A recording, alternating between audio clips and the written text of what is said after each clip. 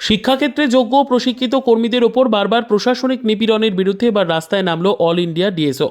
বিকাশ ভবনের সামনে পুলিশের লাঠিচার্জ ও হেনস্থার ঘটনার প্রতিবাদে শুক্রবার বালুরঘাট শহরের সংগঠনের পক্ষ থেকে এক ধিক্কার মিছিলের আয়োজন করা হয়। বালুরঘাট থানা মোড় চত্বর থেকে শুরু হয় এই প্রতিবাদ মিছিল, যা শহরের বিভিন্ন প্রধান সড়ক পরিক্রমা করে। মিছিল থেকে উঠেছে শিক্ষার অধিকার রক্ষা করো, যোগ্য শিক্ষাকর্মীদের নিঃশর্ত নিয়োগ করো, পুলিশি বর্বরতার জবাব চাই, এই ধরনের বিভিন্ন স্লোগান। সংগঠনের পক্ষ থেকে জানানো হয়েছে, পশ্চিমবঙ্গ সরকারের শিক্ষানীতির নামে বঞ্চিত করা হচ্ছে হাজার হাজার প্রশিক্ষিত শিক্ষাকর্মীকে। দাবি আদায়ে গণতান্ত্রিক আন্দোলনের জবাবে পুলিশি দমন নীতি গ্রহণ করা হচ্ছে।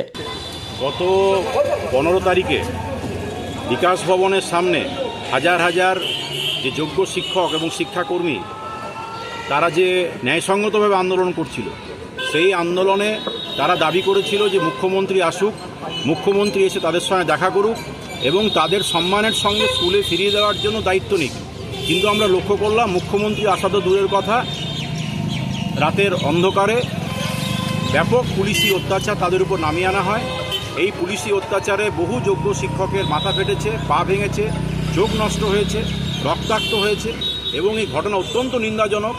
যারা আজকে যোগ্যতার সঙ্গে চাকরি পেয়েছে, শিক্ষকতা করছিল এবং রাজ্য সরকারের চূড়ান্ত দুর্নীতির ফলেই আজকে পুরো প্যানেল বাতিল হয়েছে, এর সম্পূর্ণ দায় আমরা মনে করি রাজ্য সরকারকে নিতে হবে।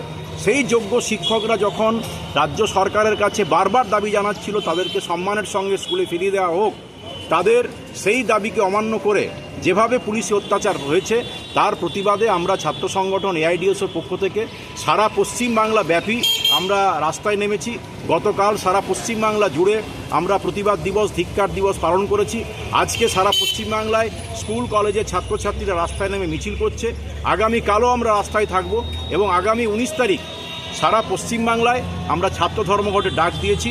এইভাবে যোগ্য শিক্ষকদেরকে সম্মানের সঙ্গে স্কুলে ফেরাতে হবে। এই শিক্ষক নিয়োগের সঙ্গে যারা দুর্নীতিগ্রস্ত, যারা দুর্নীতির সঙ্গে যুক্ত, তাদেরকে উপযুক্ত শাস্তি দিতে হবে। এবং আমরা যে কথাটা বলতে চাই যে আজকে শিক্ষকের পদ বাতিল হয়ে যাওয়ার ফলে গোটা সরকারি শিক্ষা ব্যবস্থা ভেঙে পড়েছে। ইতিমধ্যেই পশ্চিমবাংলায় 8,207টা সরকারি স্কুল বন্ধ। কিছুদিন আগে বাঁকুড়া জেলায় 7টা মাধ্যমিক স্কুল বন্ধ হয়েছে। আমরা মনে করি যে যোগ্য শিক্ষকদেরকে স্কুলে ফেরাতে না পারলে এবং সমস্ত শূন্য পদে নিয়োগ করতে না পারলে সরকারি শিক্ষা ব্যবস্থা ভেঙে পড়বে। ব্যুরো রিপোর্ট, উত্তর বাংলা সংবাদ।